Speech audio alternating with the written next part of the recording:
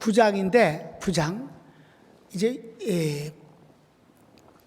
멜기세덱의 그 대제사장은 끝났어요. 그래갖고 이제 9장은 제목을 한번 읽읍시다. 시작. 땅의 성소와 하늘의 성소. 여러분, 내가 이 히브리서는 처음 대학교에 신학교에서 강의할 때 첫 번에 강의한 거잖아요. 그 히브리서는 뭐 정말 샅샅이 알죠. 그리고 옛날에 젊었을 때 이제 부흥회 나가면 낫집회라는 걸 해요. 그 낫집회 때 이제 흑판에다 이렇게 그리면서 이렇게 할 때 그 성막론을 하면 재미가 있어요. 그 이틀 동안 하거든요. 그러면 이제 그 번제단부터 시작해서 이렇게 해서 그게 예수님의 뭐를 상징하는 것이냐. 왜냐하면 그림자니까. 그러니까 이거는 예수님의 뭐를, 이거는 떡상한 예수님의 뭐를 뭐 이렇게 해서 이렇게 소개를 하고, 첫날은 그 번제단과 성소하는 것, 둘째 날은 지성소, 그리고 속죄일까지 하면서 이렇게 연결을 시키면 재미있어요. 근데 내가 그거 안 하기로 맘먹어서 또 그걸 이스라엘 가서 또 사왔었어요. 내가 재료를. 그래갖고 이렇게 전부 하는데, 최근 말에 완전히 도금을 해서 금으로 도금을 한 것을 사진을 찍은 그런 책도 있었어요. 좋은 거에. 근데 그럴 거는 없고, 그리고 또 이렇게 모형도 있었어요. 모형도 사오고 그랬는데, 그걸 관두기로 한 것은 다 이건 지나간 것이로 그림자일 뿐입니다. 예수님만 하면 되는 거지, 그림자 갖고 너무 시간 가면 뭐 하겠냐고. 그리고 9장 공부를 다 했어. 이제 가르쳐 드릴게. 다 같이. 단번에 완전히. 그 다음 뭐예요? 영원히. 다 하네. 단번에 완전히 영원이에요. 이게 9장의 내용이에요. 그러니까 구약에서 매일같이 반복되어지는 이 제사장과 대제사장이 하는 이 모든 수도 없이 잡아내는 양과 염소들, 그 피가 철철 흐르는 거, 이런 게 다 그림자인데, 예수님은 당신이 제사장이시면서 당신이 제물이 돼서, 그래서 한 번 제사를 지내니까 십자가의 죽으심이 단번에 완전히 영원히 하나님의 택한 백성들의 죄를, 속죄를 끝냈다. 그리고 그분은 다시 오시는 것이다. 이게 9장의 내용인 걸 아시기 바랍니다. 그러니까 앞부분의 내용은 그냥 그러려니 하고, 옛날 성막이 예수님의 그림자니까 그렇군 하고 보면 됩니다. 자, 1번. 모세가 받은 성소는 성소라 일컬어지는 첫 장막과 지성소라 불리는 둘째 장막이 있습니다. 성소에는 등대, 분향단, 진설병상이 있으며, 지성소에는 언약궤가 있는데 안에는 십계명 돌판, 앞에는 만나 항아리와 아론의 쌍난 지팡이가 있습니다. 1절부터 5절까지인데 같이 읽습니다.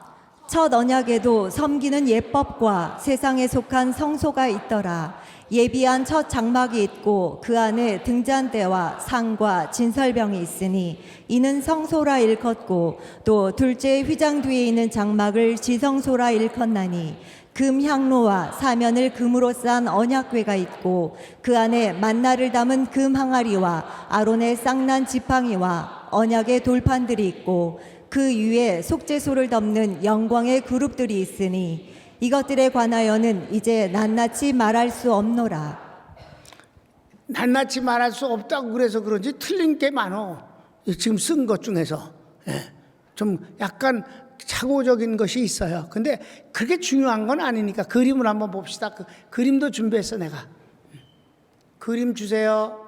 자, 전체 그림인데, 자, 저기 봐. 얼마나 작은가 봐요. 가로가 2.5m 뿐이 안 되고 길이가 50m예요. 그죠? 그런데 그 안에 바깥들을 보면 그게 이제 저기 있는 게 번제단이라고 그래서 이제 짐승을 태우는 곳이에요. 그 이제 그 속죄하는 예, 속죄제를 지낼 때 저기서 하는 거예요. 그다음에 이제 성소에는 저렇게 그 해달의 가죽으로 덮어 씌운 게 있고, 그런데 보면은 이 뚜껑을 열어 보니까 두 가지 장소가 나오는데 정사각형인 지성소가 저 안측에 휘장 안에 있고 바깥에 있는 것은 이제 들어가면 성소예요. 매일같이 성소에 들어가서 제사장들이 이제 하나님 앞에 제사를 지냅니다. 그 성소 안을 들여다보면 저렇습니다. 저게 성소에 첫 장막이라고 하는 거예요. 분향단이 있고 등대가 있고 진설병이 있는데 그 오늘 성경에는 분향단이 지성소 안에 있는 것 같이 기록을 했어요. 그건 아니고 분향단은 지성소와 성소 사이 저 그룹이 이렇게 저 하얗게 이렇게 있는 게 그 천사예요. 그룹이 수놓 있는 거기에 분향단을 놨습니다. 그래서 이 향이 가득할 때 이제 그때 이제 1년에 한 번 대제사장이 지성소에 들어가는 거예요. 근데 저렇게 세 군데가 세 가지 진설병은 떡이고 12개 그리고 등대는 성령을 말해 7개의 불입니다. 그래서 이렇게 세 개가 있어요. 근데 지성소 안에 여러분은 법궤 옛날에 봤죠 다. 천사가 이렇게 마주 이렇게 무릎 꿇고 앉아서 이렇게 있는 거. 그게 이제 법궤인데 그 뚜껑 상자가 있는데 상자 안에는 사실 십계명 돌판뿐이 안 들어 있어요. 그리고 그 뚜껑이 중요해. 뚜껑을 닫으면 그 뚜껑 위에 천사 둘이 무릎을 꿇고 앉아 있어요. 그런데 그걸 가리켜서 이제 그 지성소에 있는 법궤를 통칭은 다 같이 법궤, 법궤라 그래 십계명이 들어 있잖아요. 그래서 법궤라고 그러는데 이름이 제사를 지낼 때마다 달라져요. 그러니까 통칭은 법궤고 그 다음에 그 속죄일을 기해서 드리기 전에는 다 같이 언약궤. 언약궤라고 그래. 근데 드리고 나면은 다 같이 증거궤. 이름을 바꾸는 거예요. 그러니까 천사가 마주 앉아서 이렇게 있는 그 뚜껑 사이를 가리켜서 그 가운데를 속죄소라 그래. 속죄소. 여기다가 1년에 한 번 속죄일에 제사장이 들어가서 피를 가지고 와서 피를 뿌립니다. 그러면 하나님이 응답을 주시는 거예요. 내 백성의 죄를 사하노라 라고. 근데 지성소는 지금 하는데 여기 본문에 보면 마치 이 법궤 안에 만나 항아리도 들어있고 아론의 쌍난 지팡이도 들어가 있다고 그러는데 그건 아니에요. 거기 들어갈 수가 없어. 사이즈가 만나 항아리도 크고 지팡이가 크지 않아요. 법궤는 크지 않은데 그 안에 어떻게 다 들어가겠어요. 그러니까 법궤 안에는 십계명 그리고 바로 앞에는 만나 항아리 그 다음에 아론의 쌍난 지팡이가 함께 이렇게 놓여 있는 거예요. 그런 정도야. 그런데 이 정도로 하고 지나갑시다. 그 다음에 두 번째 거 시작. 제사장이 항상 성소에서 섬기고 지성소는 1년에 하루 속죄일에 대제사장만 들어갑니다. 성령님이 보이신 것은 이런 성막을 사람이 아무나 들어갈 수 없다는 것입니다. 자, 중요한 거는 레위인들은 성소를 섬기고 제사장은 제사를 드려요. 그런데 일반 백성들은 절대 못 들어가요. 어디까지만 올까? 성막 들어와서 휘장 안에 들어와서 번제단 거기까지만 오는 거예요. 그래가서 자기가 드려지는 걸 갖고 제물로 바치게 되는 것을 이제 제사장이 하지만은 같이 있어요. 거기까지만 하고 성소 안은 전혀 못 들어간단 말이에요. 아무도 못 들어가. 왜? 예수님이 오셔야 들어갈 수 있어. 아셨습니까? 그러니까 제사장도 지성소는 못 들어가. 대제사장만 1년에 하루 곧 7월 그네들 달력으로 7월 10일인 속죄일인데 그날 하루 몇 번 들락날락 거려요. 그거 외엔 못 들어간단 말이에요. 근데 딴 날 들어가면 죽어요. 그냥 즉사해버려요. 그럼 못 들어가지. 자, 성경을 읽읍시다.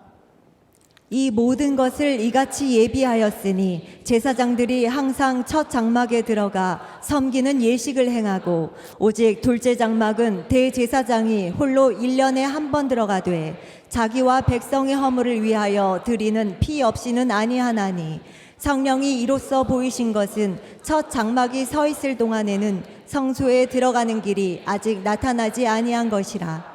여기서 누가 일반 백성들이 절대 거기를 못 들어간다는 거야. 성소에는 제사장만 들어간다. 성령 뭘 위해서 말씀하신 것이냐?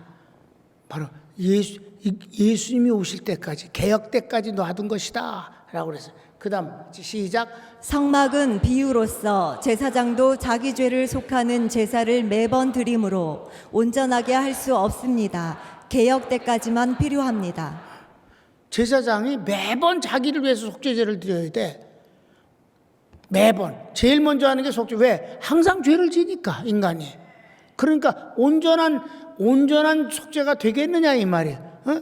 제사를 드리고 나서면 또 죄를 지었으니까 또 속죄를 해야 되니까 그 속죄의 기간이 길지가 않다고. 그러니까 매번 속죄일은 매년 온다 이 말이에요. 그걸 대속죄일이라고 그래. 아멘. 그러니까 완전한 속죄가 이루어질 수가 없는 거라는 것이지.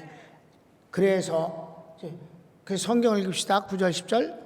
이 장막은 현재까지의 비유니 이에 따라 드리는 예물과 제사는 섬기는 자를 그 양심상 온전하게 할 수 없나니 이런 것은 먹고 마시는 것과 여러 가지 쉬는 것과 함께 육체의 예법일 뿐이며 개역할 때까지 맡겨둔 것이니라. 개역할 때다. 그 개역이 언제나 바로 예수님이 오셔서 그분이 십자가의 죽으심으로 되어지는 그 완성된 제사가 될 때까지만 그림자로 그렇게 놔둔 것이고 매번 그걸 할 때마다 이제 주님이 오시기를 기다리는 거다.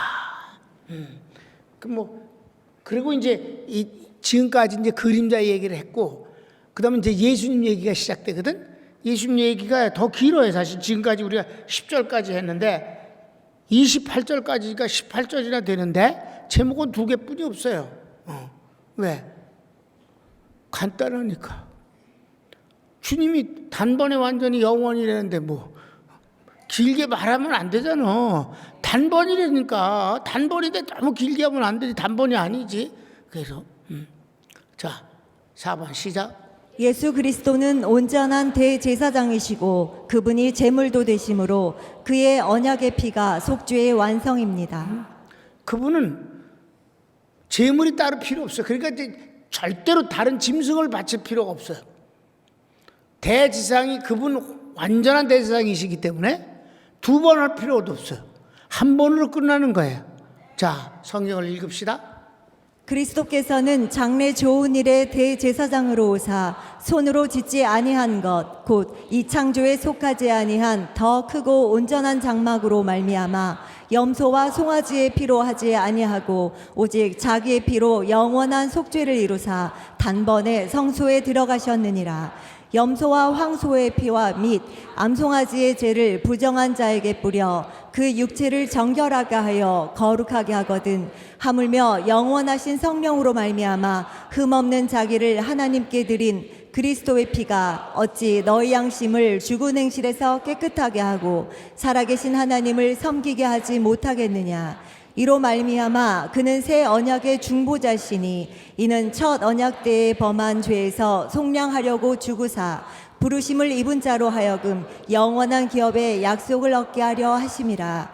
유언은 유언한 자가 죽어야 되나니 유언은 그 사람이 죽은 후에야 유효한즉 유언한 자가 살아있는 동안에는 효력이 없느니라.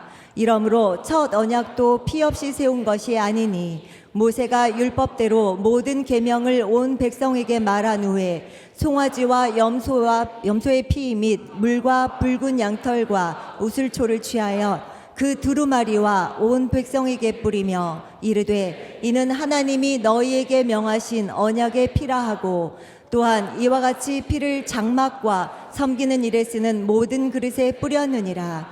율법을 따라 거의 모든 물건이 피로써 정결하게 되나니 피 흘림이 없은즉 사함이 없느니라. 여러분 옛날 제사장이 하는 일 중에서 제일 많이 하는 일이 피 뿌리는 일이에요. 온갖 것에다 맨날 피를 뿌려요. 그 모든 그 기구에도 다 피를 뿌리고 사람한테도 뿌리고 제사한테도 뿌리고 그게 예수님이 십자가에 죽으신 피를 상징하는 거예요. 매일 잡아서 매일 뿌려. 아유 그것도 참 거시기하다.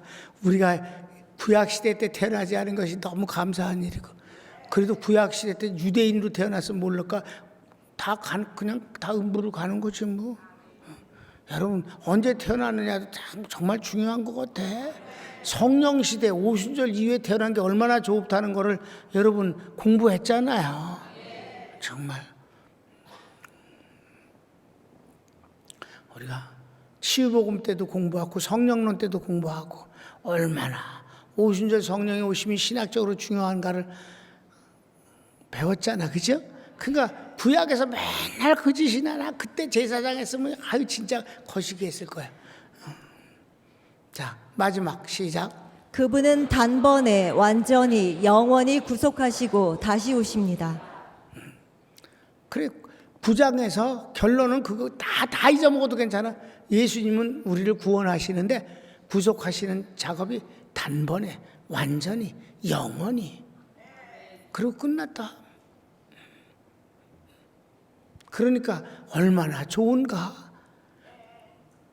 그러니까 82년도에 이스라엘 공부하러 가서 그 교수님한테 만일 이스라엘이 두 가지 질문했어요. 왜 이스라엘이 이렇게 1878년 만에 광복을 해서 나라를 찾았는데 그 예루살렘이란 이 어마어마한 이 예루살렘이 없으면 여길 왜 왔겠는가? 세계에서 흩어져서 살면 디아스포라 살다가 예루살렘으로 온 이유가 뭐냐? 근데 왜 예루살렘에 있는 저 성전을 못 찾냐? 왜 이슬람교의 그 성전으로 그냥 양보하고 내두느냐?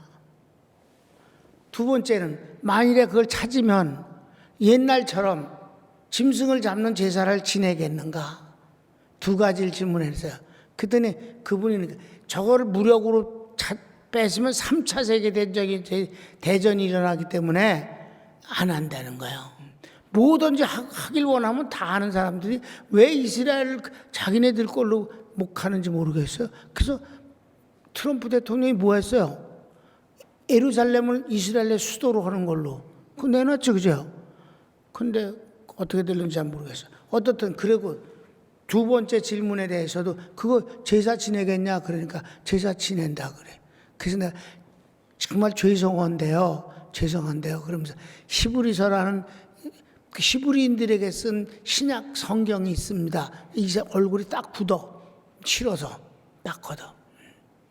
근데 거기서 9장의 결론이 예수님이 십자가에 죽으신 것이 그 모든 수천 년 동안 하던 그 제사법의 그런 다 그림자고 단번에 완전히 영원히 끝난 그 제사라고 하나님과의 관계에서 화목제가 속죄제와 화목제를 다 이루신 거라고 그런다고. 거기에 대해서는 난 말 안 하겠다. 그건 기독교 얘기니까. 한심한 거지 뭐. 우린 얼마나 좋아. 아멘.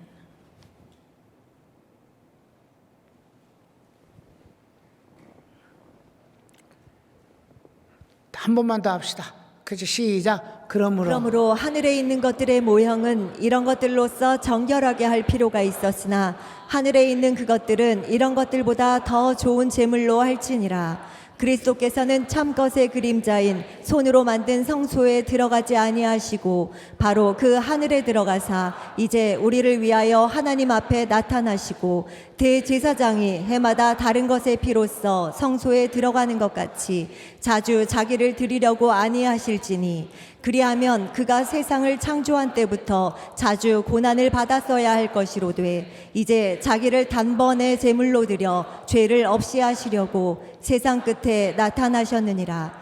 한 번 죽는 것은 사람에게 정해진 것이요 그 후에는 심판이 있으리니 이와 같이 그리스도도 많은 사람의 죄를 담당하시려고 단번에 들이신 바 되셨고 구원에 이르게 하기 위하여 죄와 상관없이 자기를 바라는 자들에게 두 번째 나타나시리라. 아멘. 그분은 다시 오셔요.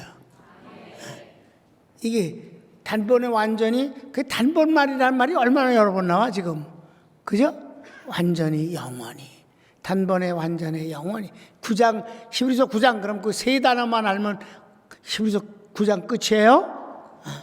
단번에 완전히 영원히. 속죄와 화목을 이루셨다.